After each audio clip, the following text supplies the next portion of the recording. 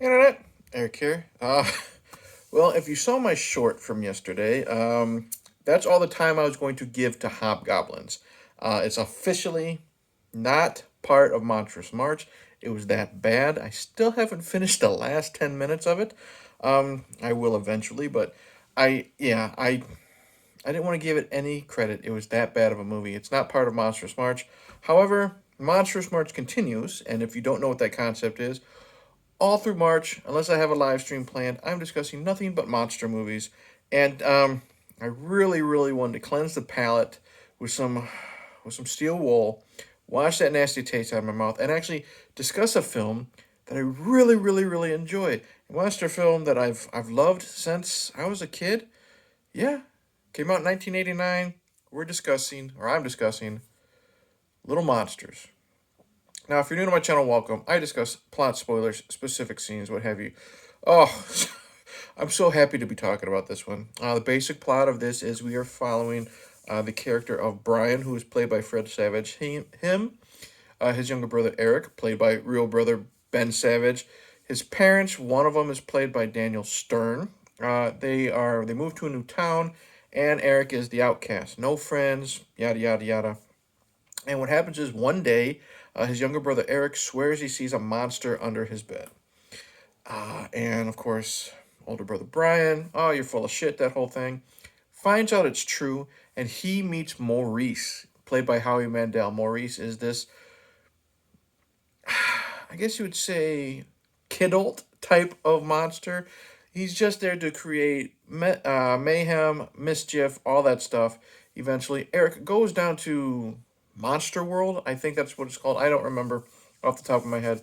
But, anyways, a friendship is born. However, it draws the ire of Boy, who is the leader of Monster World.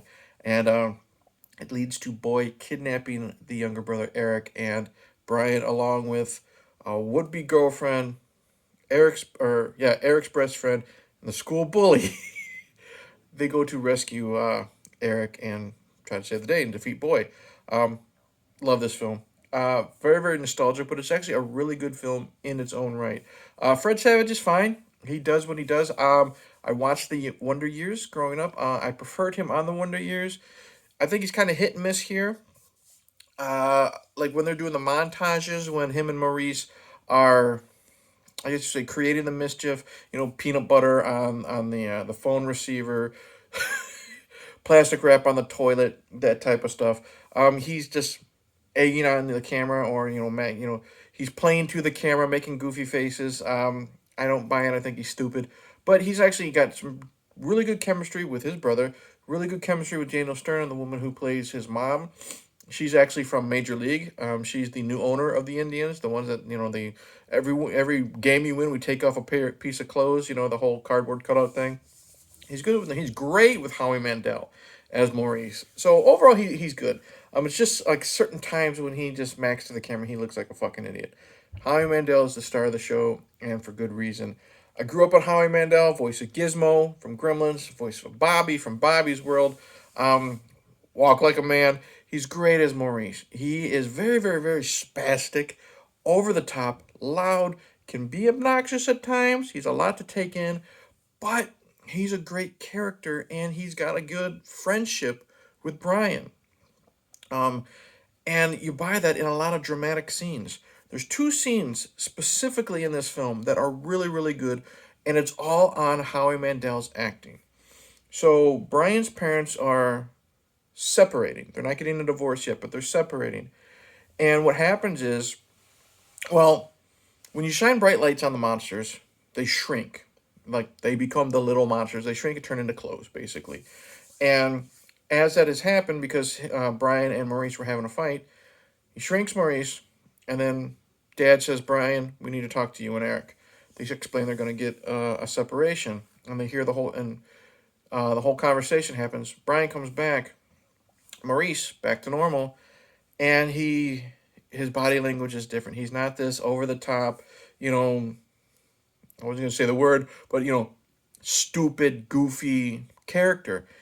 His shoulders are slumped. He's sympathetic. He sits down toward Brian, and it's a great couple seconds where he sits down towards Brian. He just like I don't know what to say. He doesn't know what to say, and that's great acting. And when they start talking about it, when Brian starts talking about it, he's like, I hate them. And immediately Maurice says, no, you don't. No, you don't. At least you have a family. So you have those tender moments there. And then the final goodbye to them is tough. So what happens is after they defeat Boy, and after they defeat Snick, I'll get to who Snick is. Um, the rule in Monsterland is you have to go back home before the sun rises, or you're trapped there forever and become a monster. So after going all around the world, they finally found one bed. Anyways, everybody's put up top, and it's this. It's just Brian and Maurice, and Fred Savage is pretty good here, but it's Howie Mandel that's fantastic. Again, it's this, we go from this goofy, dipshit, annoying type of character at times to this loving character who really is going to miss Brian. Um, and I mean, it does kind of be anticlimactic. You do think that that's the last time they see each other, but then he does say, when there's a bed, there's a way, and it's not like he'll never go under the bed again. But we don't know with Boy being defeated. Anyways, it's them saying their goodbyes, and Maurice takes off his jacket, gives it to Brian. Um, they hug, and they have like their secret handshake. They give that, and Fred Savage is fine. He starts to cry. Howie Mandel, he's just there, dealing it, keeping it all in, and then after Brian disappears, and Howie's looking up when I'm doing this, like looking up to where they go through to get back to the real world. He just kind of waves to him, then walks away and just you know, and walks away. That's great acting. I think he gives more to the Maurice character than being some type of annoying dick. So I love him. Ben Savage is fine. He's there to be the cute younger brother. Um, Girl who plays the would-be girlfriend, she's a nerd. She's fine. Ben Savage's best friend, he's fine. School bully played by, what the fuck is his name? The older brother, Buzz. He's played by the actor who plays Buzz from Home Alone. He's there to be an asshole. He's fine. Daniel Stern and the woman who plays the mom, they're great. You you buy their, how would you say this, frustrations with each other, but they're really good with the kids. Daniel Stern, he's pissed off at Fred Savage all the time because bad things are happening around the house. It's really Maurice doing it, but he blames Brian for it. Still, you buy this father son thing, but there are sweet times when he's trying to, scare Ben Savage, with the flashlight, making that goofy stuff, and the mom is just laughing her ass off, and I think that's legitimate. It's a lot of fun, and the two parents have good chemistry together, and the mom's really good. There's a really good scene where she's trying to console Brian. Like, she's sitting down next to him. She's just talking to him like a mom would. Loving, caring. It's great. Other characters, we have Rick Dukeman. I think that's how you pronounce him. He's Art from The Burbs. He's in Encino Man. He plays Snick. And you can't really see it very well, but Snick is this gigantic fucking hunchback. He looks like Meatloaf, the singer. If Meatloaf was a monster, I guess you would say, if Meatloaf was a hunchback. And he is Boy's muscle. He's there to look scary, and he does. He's there to rip heads off of monsters, threaten Brian by hanging him. Like to get to Boy's room, you have to climb like a tower. And Brian gets curious, goes up there, and Snick like hangs him off like he's gonna drop him. He's great being scary. Uh, Boy, Boy is a great villain. What I like about Boy is I don't know the actor, but when we meet Boy, he's called Boy because he didn't look like you. He looks like a guy in his 30s, but he's dressed in a schoolboy outfit, like Angus Young, and he's prim and proper, and his shoulders are out, and his back is straight. And he talks about Brian. Why are you doing this? I just wanted to be your friend. Stuff like that. And then when the lights get shined on him, it's just great effect. We're gonna get into the makeup. He grabs his face and he just rips it, and we just see this disgusting monster. Because we get teases earlier because the camera pans behind Boy, and we see like the exposed back of his head. And I don't know how to describe him. He looks like this fucking awesome monstrous alien creature. Um, and then he's still kind of proper when his face is ripped off. I love it. The makeup is amazing. So we got Maurice. I mean, this is a cartoon picture. I mean, he looks like Monster Face. If you grew up, unless Monster Face ripped it off, Monster Face was this little toy. Like nostalgia nerds will know, I had it, where it was literally a monster with horns and a mohawk, and you can make faces with him, type of thing. But he looks fantastic. At first, he's just got the mohawk. He doesn't have the horns. But when Brian traps him with the sun, with the light, the horns appear.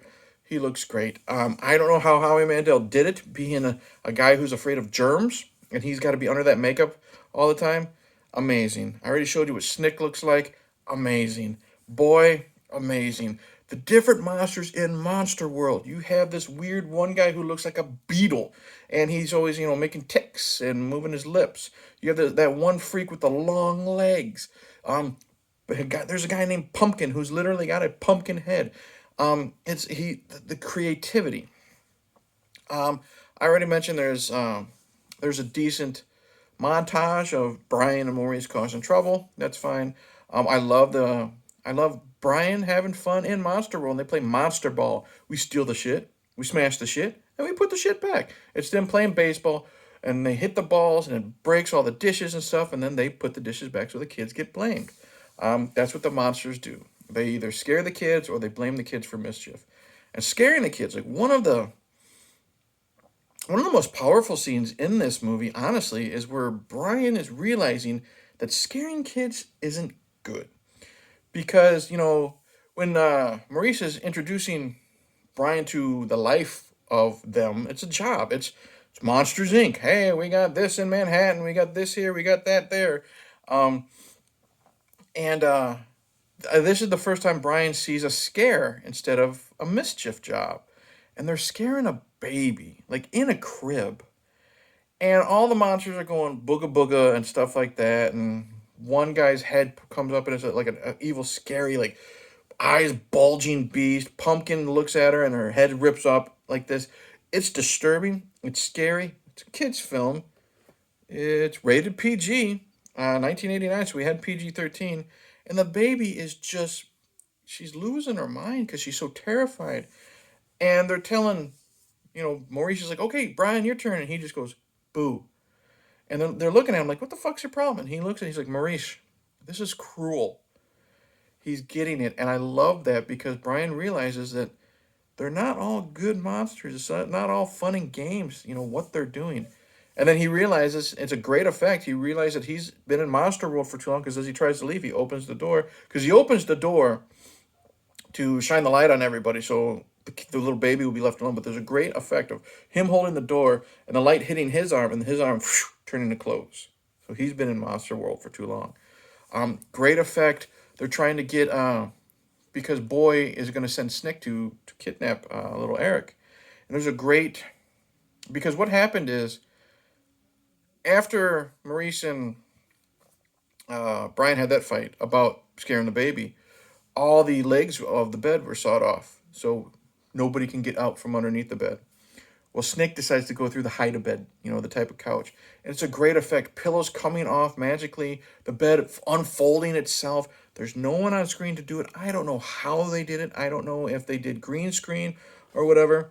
There is audio commentary with the editor in chief of cultofmonster.com. I have no idea who the fuck that is. I don't know if they explain. Yeah, I don't know if they explain how they did that, but that's an amazing effect.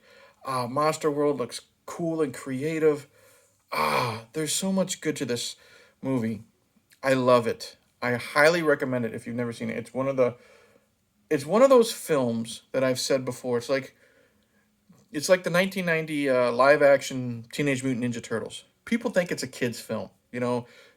Kid meets a goofy monster, shenanigans, they stop the bad guy, save the day. There's more to it than this. It's like the Ninja Turtles movie. There are adult themes to it. There are really good dramatic scenes. Like I said, those two scenes with Maurice trying to when he's saying goodbye to Brian, but also he's trying to console him about his parents' separation. It's really really good. Great soundtrack. We got Road to Nowhere by the is it Talking Heads, I think. That's great. Played during the ending credits. Um, I just love this film. Great performances overall. Fantastic makeup, practical makeup effects. Scary villains. Snake and Boy are terrifying. Again, fantastic drama. Uh, Great film all around. Now, maybe if you see this at my age now for the first time, 43 years old, you just be like, yeah, fuck this movie. It's pretty fucking stupid. It's your prerogative. Um, but I don't think growing up with this is adding to how much I enjoy this film. I think if I saw this now, I could appreciate it for what it is and realize that there's a lot of good and a lot of underrated stuff in this goofy fucking movie. You know, Howie Mandel might be hard to take at the beginning because he's so in your face, but if you just wait it out and be patient, you're like, wow, that's actually a really good performance because he can balance the comedy, the goofiness, the spastic shit with the drama. So that's it. Thank you for watching. Like and subscribe. This is so much fucking better than Hobgoblins. Click the bell, comment below, tell me, what do you think of this movie? Love it? Hate it? Never heard of it? Coming up next, I am in the middle of watching Swamp Thing. Tomorrow I'll have a video on Swamp Thing. And then Friday, I will have a video on something monster-wise around noon. But at 6:30 Central Time, 7:30 Eastern Time, Friday, I'll be talking to Knight from the Night Watch Zone. He is my newest interview subject. Sit down, going to be a lot of fun. And then I'm going to finish out the month of Monstrous March with Critters: A New Binge, Godzilla, The Fly 2. That might be it. And then on to Animated April. So until then, avoid hobgoblins, watch Little Monsters. Cheers.